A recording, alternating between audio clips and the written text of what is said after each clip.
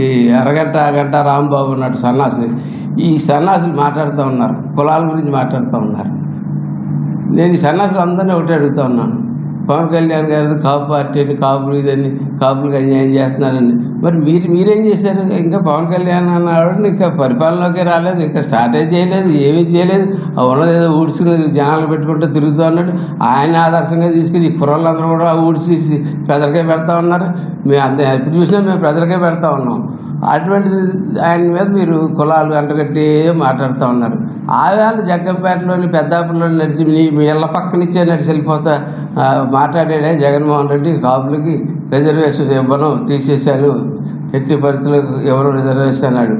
మరుసటి రోజు ముందు రోజు కాలేజీలో జాయిన్ అయినోడికి అగ్రగుర్రాలకు ఇచ్చి 50% ఇది ముందు రోజు ఉన్నవాడు రెండో రోజు లేకుండా చేసిన వ్యక్తి తూర్పుగోదావరి జిల్లా వచ్చి, అటువంటి వ్యక్తిని కూడా కుక్కలా తిరుగుతున్న మీరు ఇవాళ పవన్ కళ్యాణ్ గారి గురించి మాట్లాడుతున్నారంటే మీరు ఏదో సరిపోతున్నారు. ఎవడో ఉన్నాడు పొద్దుట 24 సీట్లు గమ్ముడిపోయారా అని.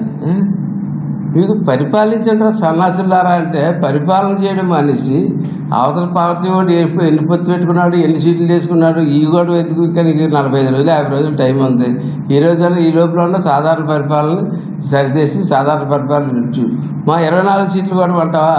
మా 24 సీట్లు ఎందుకంటే మా 24 సీట్లు సరిపడా డబ్బే మా దగ్గర ఉంది. 24 సీట్లు సరిపడా ఇన్ఫ్రాస్ట్రక్చర్ ఖర్చే మా దగ్గర ఉంది.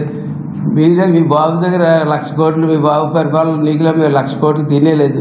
మా కాయ కష్టంతో మా నాయకుడు కాయ కష్టంతో పార్టీని నడుపుకుంటూ వస్తూ ఉన్నాం. నేను ఇంకో ఛాలెంజ్ కూడా చెప్తా ఉన్నాను, మేము 24 సీట్లు 100% స్ట్రైక్ రేట్తో మేము ఎదరికెళ్తా ఉన్నాం.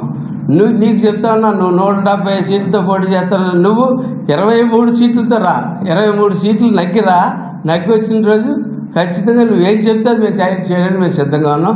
ఖచ్చితంగా నా మటుకైతే నేను రాజీనామా చేస్తాను. నువ్వు 23 సీట్లు నగ్గి వచ్చాయి ఖచ్చితంగా నేను చెప్తా ఉన్నాను. 23 సీట్లు నగ్గి వచ్చి మా 24 మీద ఒక సీట్ ఎక్స్ట్రా పట్టుకుని వచ్చిన రోజు ఖచ్చితంగా నేను అయితే రాజీనామా చేస్తాను.